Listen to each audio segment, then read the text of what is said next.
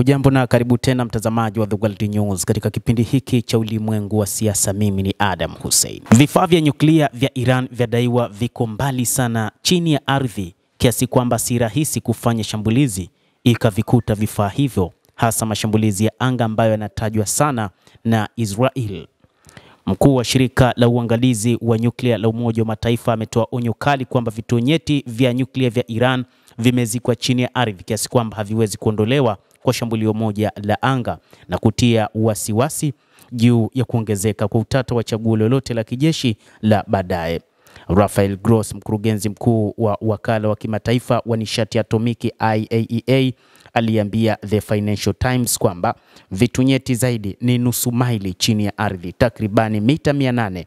Nimekuwa huko mara nyingi, na kuongeza, ili kufikia huko unachukua handaki chini kwa chini na lazima ufike kwa kutumia muda mrefu sana, anasema.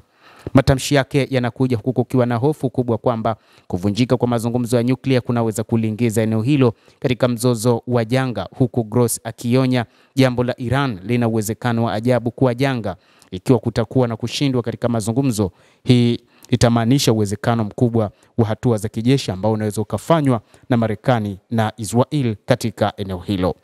Gross amesisitiza kwamba wakati Iran bado haina silaha za nyuklia, tayari imekusanya nyenzo za kutosha zilizorutubishwa kusogea karibu na kizingiti hicho kwa hatari. Iran haina silaha za nyuklia kwa sasa, lakini ina nyenzo, alisema katika mahojiano hayo, akisisitiza wasiwasi ulioshirikiwa na mashirika ya kijasusi ya Magharibi.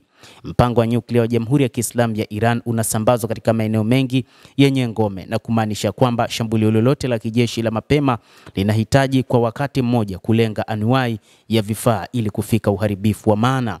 Wachambuzi wa kijeshi wanatathmini kuwa Israel inaweza kufanya kombora dogo kwenye vituo hivyo, lakini juhudi hizo zinahitaji njia nyingi. Wanasema kwamba si rahisi kwa Israel kuweza kupenya katika ngome ya kijeshi ya Iran wakati huu ambayo imetoka nchini Urusi, lakini maeneo mengi ambayo yana vituo vya nyuklia ndio ambayo yamewekwa sana S-300, mfumo wa anga wa kuzuia makombora. Hakika Israel itakuwa na kazi kubwa ya kukwepa ulinzi wa anga wa Iran katika operesheni ambayo inaipanga kuifanya, hasa katika maeneo yaliyozikwa sana yaliyotawanyika ya nyuklia, kungeongeza hatari ya uendeshaji na utata. Katika juhudi za kurutubisha Iran kuna maeneo mawili magumu. Kwanza, kiwanda cha kurutubisha mafuta cha Natanz kilichopo karibu na ghorofa 3 chini ya ardhi, na kituo cha Fordo ambacho kimezikwa ndani zaidi ndani ya mlima, zote zimeundwa kupinga mashambulizi ya angani.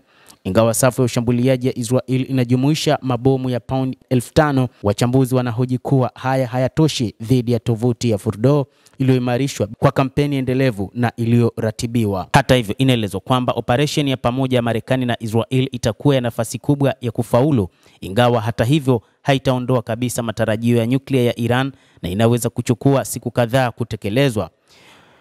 Msimamo mbele ya jeshi la anga la Marekani la washambuliaji, hasa ndege za B-2 zenye uwezo wa kupeleka MOPS dhidi ya malengo magumu zaidi, hutumika kama ujumbe wa kimkakati uliohesabiwa kwa Tehran, ukumbusho wa chaguzi kwenye meza ikiwa diplomasia itashindwa.